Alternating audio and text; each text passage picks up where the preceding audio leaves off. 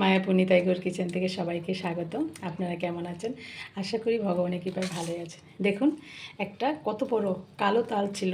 এই তালটা দিয়ে পিঠে বানাবো আজকে। এই যে তালটা প্রভু সব ছুলে করে দিচ্ছে।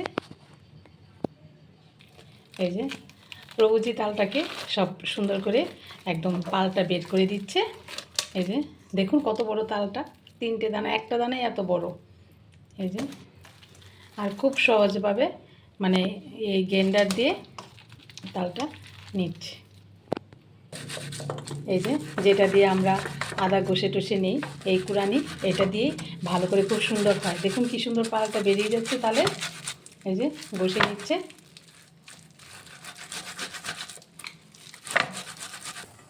দেখুন এই যে তালের পাকটা বের করে নিয়েছি। এই যে একটু ঘন ঘন করি। এই তালের পিঠাটা একটু অন্য টাইপের, একটু নতুন, কিন্তু খুব টেস্টি এই তালের পিঠাটা। তার জন্য আমার লাগছে, এখানে আমি নিয়েছি চালের গুঁড়ো 1 বাটি, আর এখানে সুজি নিয়েছি, এখানেও নিয়েছি কিছুটা কম 1 বাটি, চিনি নিয়েছি, আর এখানে নিয়েছি 1/2 কাপ ময়দা। ময়দাটা একটু কম ব্যবহার করছি আমি, সুজিটা আর চালের গুঁড়োটাই বেশি দিচ্ছি। এই পিঠেটা বানাতে দুধ অবশ্যই লাগবে, তার জন্য এখানে আমি দুধও বসিয়ে দিয়েছি, আর দুধটা ভালোভাবে ফুটিয়ে নিয়েছি। এটা দুধটা একটু ভালো মানে ঘন হলে মানে পিঠেটা খুব টেস্ট হয়, এই তালের পিঠেটা। এখানে আমি দিয়ে দিচ্ছি চিনি। চিনিটা দিয়ে দিচ্ছি স্বাদ মতো, আপনাদের পছন্দ মতো চিনিটা আপনারা দিতে পারেন।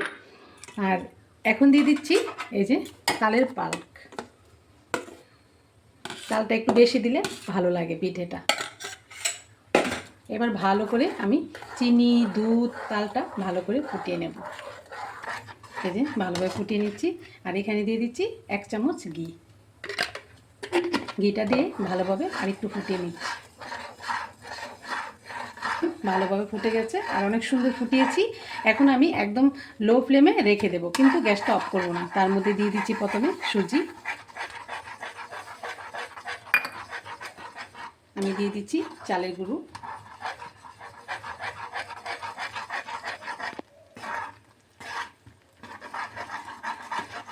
দিয়ে দিচ্ছি ময়দাটা,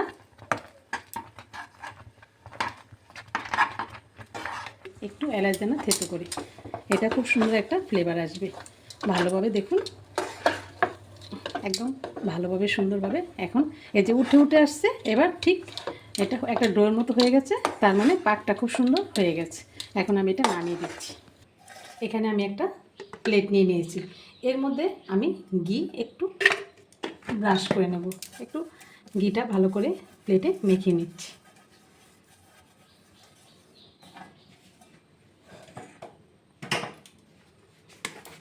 এখন আমি এই তালটা দিয়ে যে বানিয়েছি, এটা আমি এখানে একদম চেপে চেপে সেট করে নেব।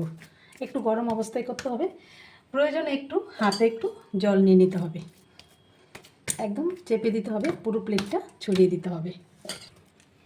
এই যে প্লেটটা ছোটো বলে না, আমি স্ল্যাবের মধ্যেই ঢেলে দিলাম, কারণ অনেকটা পরিমাণ হয়েছে। এখন আমি একটু চৌকোর মতো করে নিচ্ছি। আমি 10 মিনিট একটু রেস্টে রেখে দিয়েছিলাম, আর কত সুন্দর ঠান্ডা হয়ে গেছে, আর একদম মানে একদম বসে গেছে জিনিসটা। এখন আমি ছুরি দিয়ে পিস পিস করে কেটে নিচ্ছি।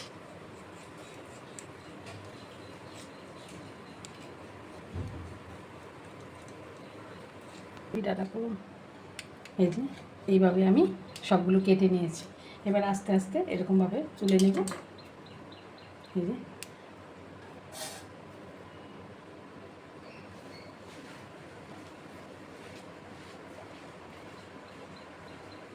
এই যে সবগুলো আমি এই যে কেটে পিস পিস করে বের করে নিয়েছি। এখন একটা কড়াইতে তেল বসিয়ে দিয়েছি, তেলে আমি দিয়ে দিচ্ছি। একদম লো ফ্লেমে এটা ভাজাটা করতে হবে, এই পিঠেটা।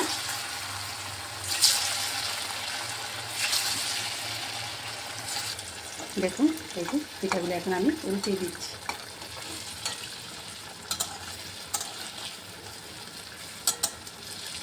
এই যে একটু কড়া কড়া করে ভেজে নিলেই খুব ভালো লাগবে। এগুলি হয়ে গেছে, আমি নামিয়ে দিচ্ছি। এরকমভাবে আমি সবগুলো পিঠা ভেজে নেব, আর এরকম সুন্দর করে লো ফ্লেমে এগুলি একদম একটু সোনালি কালার করে ভেজে নিলে খুব সুন্দর লাগে। এই যে আমি এখানে আরেক খোলা ভেজে নিচ্ছি।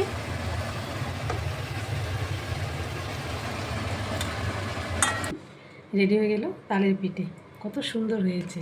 এই যে উপরে কাঞ্চি আর ভিতরে সফট, আর গরম গরম খুব সুন্দর। ভগবানকে ভোগ লাগিয়ে আপনারা প্রসাদ পেয়ে দেখবেন, একবার ট্রাই করে দেখবেন, খুব ভালো লাগে এই তালের পিঠাটা। বড়া টড়া তো অনেক করেছেন, এই পিঠাটা করে একবার দেখবেন।